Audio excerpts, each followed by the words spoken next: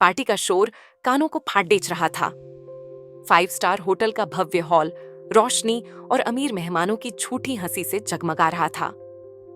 मंच पर मेरा भाई विक्रम हाथ में शैंपेन का गिलास लिए खड़ी दे रहा था। उसके बगल में उसकी पत्नी सिमरन हीरों से लदी हुई ऐसे मुस्कुरा रही थी जैसे दुनिया की हर खुशी उसी के कदमों में हो। उन्होंने अभी अभी कंपनी के एक बड़े सौदे की घोषणा की थी और तालियों की गड़गड़ाहट रुकने का नाम नहीं ले रही थी। विक्रम ने अपने भाषण में अपने पिता, अपनी मां और यहां तक कि सिमरन के परिवार को भी धन्यवाद दिया। उसने अपनी कड़ी मेहनत और दूरदर्शिता के लंबे लंबे कसीदे पढ़े, लेकिन उस पूरी भीड़दाज में उसने एक इंसान का नाम नहीं लिया, मेरा। मैं, जिसने उस कंपनी की नींव अपने खून और पसीने से रखी थी। मैं पीछे एक कोने की मेज पर अपनी पत्नी प्रिया के साथ चुपचाप बैठा था। उसकी आंखों में आंसू थे जो उसने बड़ी मुश्किल से रोक रखे थे। कुछ देर पहले ही सिमरन ने उसे सबके सामने उसकी साधारण सूती साधी और हल्के गहनों के लिए जलील किया था। कुछ लोग अपनी औकात कभी नहीं भूलते, सिमरन ने अपने दोस्तों के बीच हंसते हुए कहा था, चाहे वो कितने भी बड़े घर में क्यों ना आ जाए।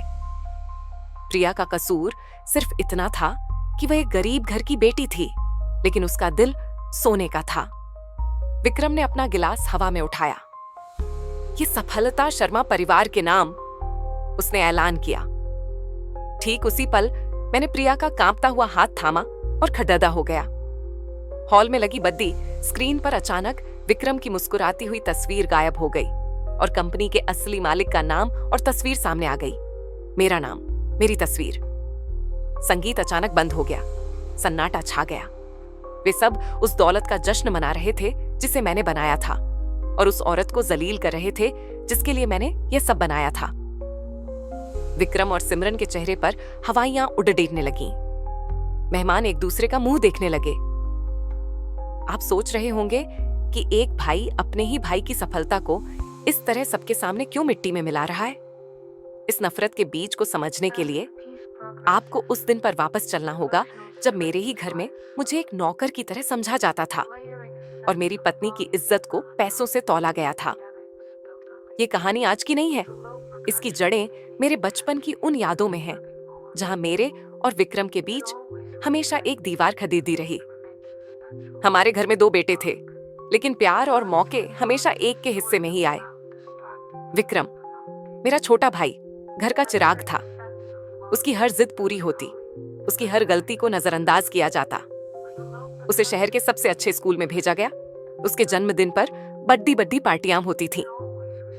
दूसरी तरफ मैं था, बद्धा बेटा, जिससे सिर्फ उम्मीदें और जिम्मेदारियां जुड़ी थीं। मेरे लिए नए कपड़े तभी आते जब विक्रम के पुराने कपड़े छोटे हो जाते। मेरी पढ़ाई लिखाई बस सरकारी स्कूल तक ही सीमित थी, क्योंकि माँ कहती थी सारा पैसा विक्रम पर लगेगा, उसे लंदन भेजना है, वो हमारे परिवार का नाम रोशन करेगा। मुझे आज भी वो दिन याद है जब मैंने 12वीं में पूरे जिले में टॉप किया था। मेरे हाथ में मेरा रिजल्ट था और आंखों में आईआईटी में पढ़ने का सपना। मैंने डरते डरते पिताजी से बात की। उन्होंने मेरी पीठ थपथपाई, लेकिन उनकी आंखों में एक बेबसी थी। फैसला माँ ने सुनाया, हमेशा की तरह। इंजीनियर बनकर क्या करेगा, दुकान पर कौन बैठेगा। विक्रम को देख, उसे बिजनेस पढ़ना है, वो खानदान का नाम आगे बढ़ाएगा। तू बड्डा है, समझदार बन। उस दिन समझदारी का घूंट मेरे गले में अटक गया। मेरा सपना, मेरी मेहनत, सब कुछ विक्रम के लंदन के सपने के आगे कुर्बान कर दिया गया। मैंने अपने सपने को अपने दिल के किसी कोने में दफन कर दिया और पिताजी की छोटी सी दुकान पर बैठने लगा। मैंने उस छोटी सी दुकान को अपनी मेहनत से एक ठीक ठाक कारोबार में बदल दिया। मैं दिन रात काम करता ताकि विक्रम की पढ़ाई के लिए लंदन पैसे भेजे जा सकें। मैं अपनी जरूरतों को मारता रहा, ये सोचकर कि जब विक्रम बद्दा आदमी बनकर लौटेगा तो सब ठीक हो जाएगा। वो घर आएगा तो शायद पहली बार मुझे देखेगा, मेरी मेहनत को सराहेगा। पर मैं कितना गलत था। वो लौटा, लेकिन एक बद्धा आदमी बनकर नहीं, बल्कि एक बद्धा अहंकारी बनकर। उसके लिए मैं अब भी वही गुवार बद्धा भाई था जो दुकान पर बैठता था। उसने कभी नहीं पूछा कि उसकी महंगी फीस और शानदार जिंदगी के लिए पैसे कहां से आए। उसने बस यह मान लिया था कि यह उसका हक था, और मेरे परिवार ने भी उसे यही यकीन दिलाया था। विक्रम जब लंदन से लौटा तो वो अपने साथ बिजनेस की डिग्री नहीं, बल्कि अहंकार का एक पहाड़दाच लेकर आया था। उसने दुकान में कदम रखते ही हर चीज में नुक्स निकालना शुरू कर दिया। ये क्या पुराने जमाने के खाते बही हैं? भैया, आपको टेक्नोलॉजी का कुछ पता भी है? वो मेरी सालों की मेहनत पर ऐसे सवाल उठा रहा था जैसे मैं कोई अनपढ़ गंवार हूं। मेरे माता पिता उसकी हर बात पर सिर हिलाते। उनकी आंखों में अपने लंदन रिटर्न बेटे के लिए गर्व की एक अंधी चमक थी। 1 महीने के अंदर ही पिताजी ने मुझे अपने ऑफिस में बुलाया। माँ और विक्रम पहले से ही वहां थे। पिताजी ने नजरें झुकाकर कहा, रोहन, हमने फैसला किया है कि आज से कारोबार की पूरी बागडोर विक्रम संभालेगा। तुम मैनेजर की तरह उसकी मदद करना। मेरे पैरों के नीचे से जमीन खिसक गई। जिस कारोबार को मैंने अपनी रातों की नींदें खराब करके खडेदा किया था, आज उसी में मुझे एक नौकर बनाया जा रहा था। मैंने अपनी मां की ओर देखा, एक आखिरी उम्मीद के साथ। उन्होंने मुंह फेर लिया और कहा, विक्रम जो करेगा घर की भलाई के लिए ही करेगा, तू बहस मत कर। उस दिन मैंने फैसला कर लिया, मैं उस घर में और नहीं रह सकता था जहां मेरे वजूद की कोई कीमत नहीं थी। मैंने अपना छोटा सा बैग पैक किया। जब मैं जा रहा था तो विक्रम ने मुझे रोककर ताना मारा, कहां चले भैया? हमारे बिना तुम्हारी औकात ही क्या है? 2 दिन में जब जेब खाली होगी तो यहीं लौट कर आओगे। मैंने उसकी आंखों में देखा और शांति से कहा, मैं अपनी औकात बनाने ही जा रहा हूं विक्रम। शहर के दूसरे कोने में मैंने शून्य से शुरुआत की। मैंने एक छोटी सी वर्कशॉप खोली और दिन रात एक कर दिया। उन्हीं मुश्किल दिनों में मेरी मुलाकात प्रिया से हुई। वो पास के एक अनाथालय में बच्चों को पढ़ाती थी। वो पैसों से गरीब थी, लेकिन उसका दिल किसी भी अमीर से ज्यादा बद्धा था। उसे मेरे टूटे हुए जूतों और पुराने कपद्धों से फर्क नहीं पड़ा। उसने मेरे माथे पर पसीने की बूंदों में मेरी मेहनत देखी, मेरी खामोशी में मेरा दर्द समझा। उसका साथ मेरे लिए दवा बन गया। जब मैंने उसे शादी के लिए पूछा तो उसकी आंखों में खुशी के आंसू थे। मैंने मां को फोन करके बताया। उनकी आवाज में कोई खुशी नहीं थी। उन्होंने ठंडे स्वर में कहा, उस गरीब लाडेकी से शादी करके तूने रही सही इज्जत भी मिट्टी में मिला दी। आज के बाद हमें फोन मत करना। उन्होंने फोन काट दिया। ये सिर्फ एक फोन कॉल नहीं था, ये मेरे परिवार के साथ मेरा आखिरी रिश्ता था जो टूटकर बिखर गया था। मेरी और प्रिया की दुनिया छोटी थी, पर उसमें सुकून था। हम एक छोटे से किराए के घर में रहते थे, लेकिन वो घर एक दूसरे के प्यार और सम्मान से भरा हुआ था। प्रिया की मुस्कान मेरी दिन भर की थकान मिटा देती थी, और मेरा साथ उसे दुनिया की हर मुश्किल से लौटने की हिम्मत देता था। मैंने अपनी वर्कशॉप को अपनी जिंदगी बना लिया।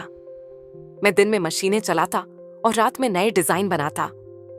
मेरी ईमानदारी और काम की गुणवत्ता धीरे धीरे रंग लाने लगी। छोटे छोटे ऑर्डर अब बड़ी कॉन्ट्रैक्ट्स में बदल रहे थे।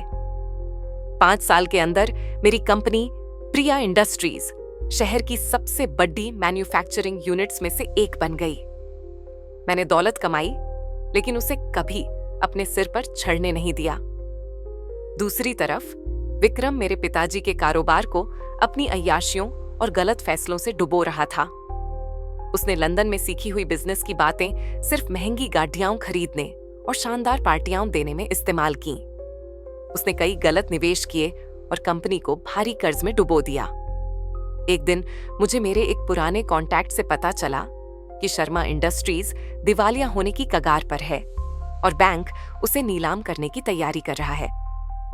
यह सुनकर मेरे दिल में एक अजीब सी टीस उठी। वो मेरे पिता का नाम था और किसी हद तक मेरी मेहनत की पहली निशानी थी। उस रात मैंने प्रिया से बात की। उसने मेरा हाथ थामकर कहा, यह सिर्फ एक कारोबार नहीं है, यह आपकी पहचान का वो हिस्सा है जिसे आपसे छीन लिया गया था। आपको इसे बचाना चाहिए। उसकी आंखों में मेरे लिए विश्वास था। मैंने फैसला कर लिया। मैंने अपनी पहचान छुपाकर कई इन्वेस्टमेंट कंपनियों के जरिए शर्मा इंडस्ट्रीज के सारे कर्ज चुका दिए और चुपचाप कंपनी के 70% शेयर खरीद लिए। कानूनी तौर पर मैं अब उस कंपनी का मालिक था, विक्रम और मेरे परिवार को इस बात की भनक तक नहीं थी। उन्हें बस इतना बताया गया कि एक बड़ी विदेशी कंपनी ने उन्हें खरीदकर दिवालिया होने से बचा लिया है। विक्रम ने इसे अपनी कामयाबी समझ लिया। उसने यह अफवाह फैला दी कि उसने एक बहुत बड़ी इंटरनेशनल डील की है। इस सफलता का जश्न मनाने के लिए उसने उसी 5 स्टार होटल में एक बर्थडे पार्टी रखी। एक दिन हमारे घर पर एक महंगा निमंत्रण पत्र आया। यह उसी पार्टी का था। सिमरन ने कार्ड के साथ एक नोट भेजा था जिस पर लिखा था, आकर देखना कि असली स्टैंडर्ड क्या होता है, शायद कुछ सीख सको। वो हमें जलील करने के लिए बुला रहे थे। उन्हें नहीं पता था कि वो अपने ही मालिक को न्योता दे रहे थे। मैंने प्रिया की तरफ देखा और कहा, हम चलेंगे, अब हिसाब बराबर करने का वक्त आ गया है। हम वापस उस रात में लौटते हैं, उस जगमगाते हॉल में जहां हवा में सन्नाटा तैर रहा था। बड़ी स्क्रीन पर मेरा नाम और चेयरमैन का पद चमक रहा था। विक्रम का चेहरा सफेद पट्टी हट चुका था। सिमरन की उंगलियां अपने हीरों के हार पर ऐसे कस गई थीं, जैसे वो उसे बचाने की कोशिश कर रही हो। खामोशी को विक्रम की घबराई हुई हंसी ने तोड़ दा। हाँ हाँ, ये कोई मजाक कर रहा है, ये मुमकिन नहीं। सिक्योरिटी, इस आदमी को और इसकी गमवार बीवी को यहां से बाहर फेंको। लेकिन इससे पहले कि सिक्योरिटी आगे बढ़ती, एक सूट बूट पहने हुए BHDR लॉक मंच पर चढ़े। वो मेरे वकील मिस्टर वर्मा थे। उन्होंने माइक लिया और शांत आवाज में कहा, मैं आप सबको सूचित करना चाहता हूं कि मिस्टर रोहन शर्मा अब शर्मा इंडस्ट्रीज के कानूनी और एकमात्र मालिक हैं। उन्होंने एक पेन ड्राइव निकाली और स्क्रीन पर कंपनी के सारे कानूनी दस्तावेज, शेयर सर्टिफिकेट्स और बैंक ट्रांसफर्स की कॉपी दिखा दी। हर कागज पर मेरा नाम लिखा था। अब किसी को कोई शक नहीं था। मैंने माइक अपने हाथ में लिया। मेरी नजरें सबसे पहले विक्रम पर पड़ी थीं। तुमने सही कहा था विक्रम, तुम्हारे बिना मेरी कोई औकात नहीं थी। तुम्हारे धोखे और मेरे परिवार के अन्याय ने ही मुझे अपनी औकात बनाने पर मजबूर किया। तुम्हें लंदन भेजा गया ताकि तुम बिजनेस सीखो और मुझे दुकान पर बिठाया गया ताकि मैं तुम्हारी फीस भर सकूं। देखो, आज किस्मत का खेल। तुम डिग्रियां खरीद कर भी नाकामयाब रहे और मैं बिना डिग्री के आज तुम्हारा मालिक हूं। फिर मैं सिमरन की तरफ मुद्दा, जो डर से कांप रही थी। और आप? मेरी आवाज में अब तक दबा हुआ सारा गुस्सा बाहर आ गया। आपने मेरी पत्नी को उसकी शादी की कीमत से तौला। आपने उसे गरीब कहा। आज आपके पहने हुए ये हीरे, ये महल जैसा घर सब कुछ मेरा है। ये सब कंपनी के पैसों से खरीदा गया है जिसे मेरा भाई डुबो रहा था। अब बताइए, असली गरीब कौन है? वो जिसका दिल सोने का है या वो जिसकी पूरी दुनिया ही दिखावे के कर्ज पर टिकी है? आखिर में मैंने अपने माता पिता को देखा जो भीड़ा में सिर झुकाए खत देते थे।